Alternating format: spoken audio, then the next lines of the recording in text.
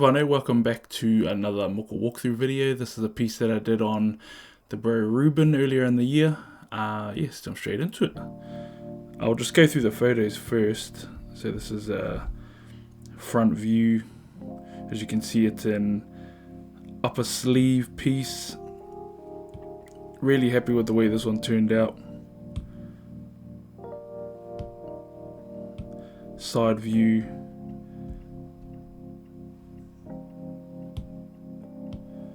Back, or 3/4 back view.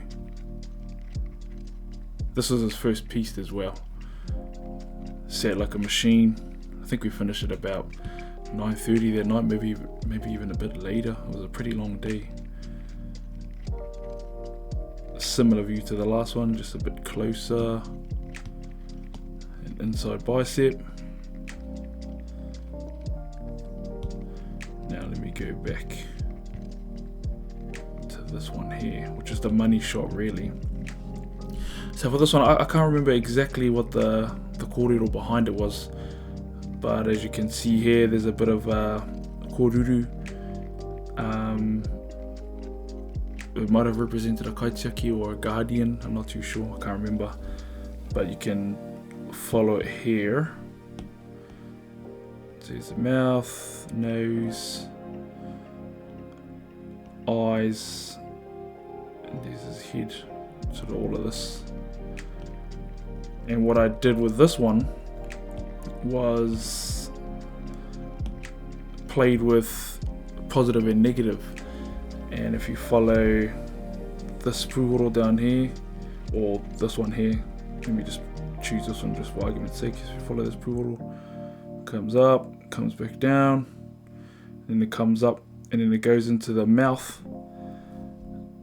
And then this, which originally started off as a negative, which is the skin, goes up, followed behind the mouth and the nose, and then it turns into a positive.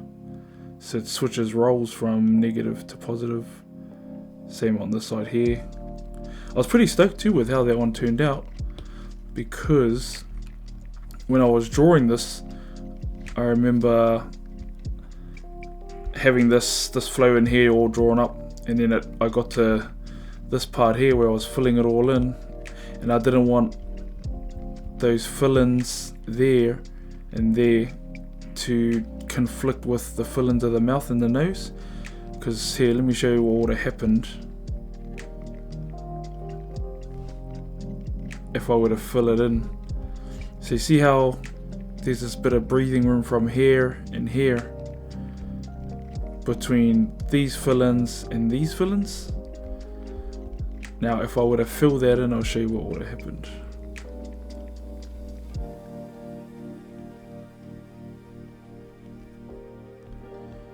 Let me do it a bit closer, similar to the distances of the actual piece, or the spacing.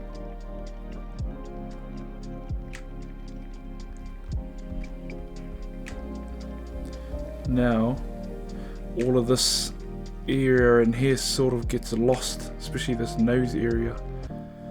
So see how you can see the outline of that nose because I've left that gap there.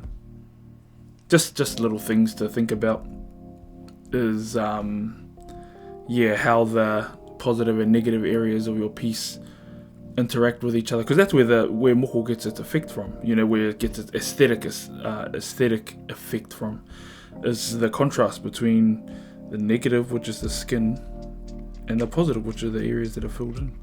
And if the lines kind of get blurred and your eye gets lost between what's negative and what's positive,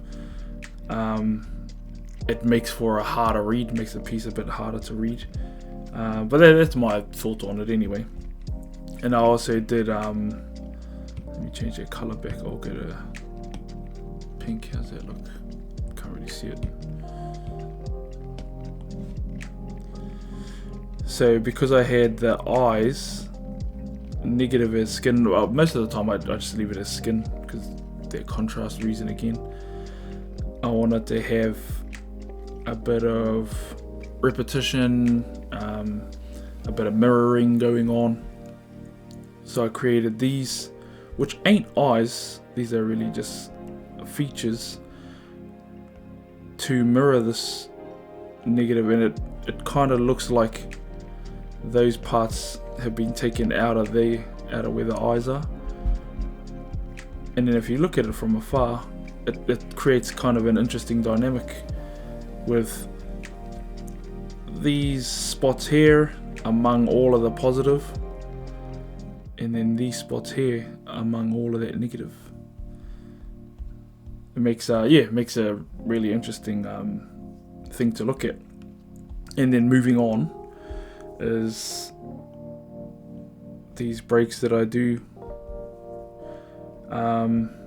So here again, so it starts off as negative, follow it all the way around, negative, which is a skin, negative, and it turns into a positive here. And it turns into a positive because this is the new negative, is all of that stuff back there. And then this line here becomes the new positive, just from continuing those lines over the negative. And what I was really stoked about with this piece is this flow, which you have to see in real life really to get the good effect of it. But pardon me, follow this manawa line up, go around, and it follows right around the shoulder, and it comes back in on itself. And then if you follow these, those go right around the whole thing too, and then come back into themselves. This ends up becoming an imaginary line outside of this outline there. Go back around, comes back, but you get a better view if you look at all of them. So there, so you can see that. If I wanted to, and I wanted it to go and finish a bit higher, I could have done another section over here and just filled that in. But I think it sort of went to the height that we wanted it to go to. And you still get that same effect that I was after anyway. And then, yeah, there's the back view there. It's always a bit of a challenge when you do the arm, especially if you're going to do symmetry and you're trying to base it off where you think the middle of the arm looks, or the middle of the shoulder. Because the thing about it is, this area here looks like the middle of the shoulder, but the front of the arm has less space than the back of the arm. Hence why when you look from the front, there's space for this single puhuro here, and the spacing is all the same, left and on the front side and the back side. But when you get to the back side, there's this single puhuro, and then there's still all this space, so I ended up being able to fit another one in. So there's the things to think about too with doing symmetry, is the back side of the arm is always bigger than the front side of the arm, so creates for an interesting challenge to try and fill it in.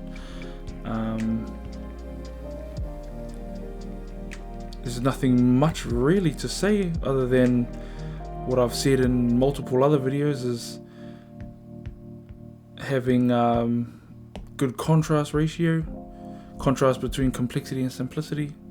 So if you look at this area here, that's probably the most complex part, this whole area here that you can see, this koruru, these, and then the rest of it is pretty much simple as you can get. Doesn't get much simpler other than having no fill-ins. So you look at it as just basic pakatsi, high.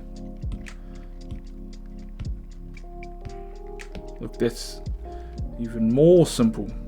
There's just two puhuro opposing each other. Bit of whakarare in there, but yeah, that's pretty much it. Whānau. That was a piece on the Reuben from earlier in the year. Hope you fellas enjoyed this video. See you fellas in the next one. Mauri ora.